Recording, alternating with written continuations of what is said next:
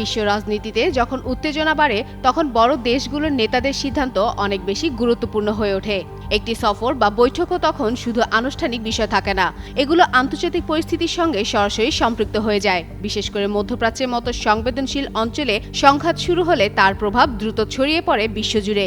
এই প্রেক্ষাপটে Donald Trump তার নির্ধারিত চীন সফর পিছিয়ে দেওয়ার ইঙ্গিত দিয়েছেন। চলতি মাসে শি জিনপিং এর সঙ্গে তার বৈঠক হওয়ার কথা থাকলেও ইরান যুদ্ধের পরিস্থিতির কারণে সফরটি প্রায় 1 মাস পেছাতে পারে। ট্রাম্প জানিয়েছেন, বর্তমান সংকটে যুক্তরাষ্ট্রে অবস্থান করাই তার প্রধান দায়িত্ব।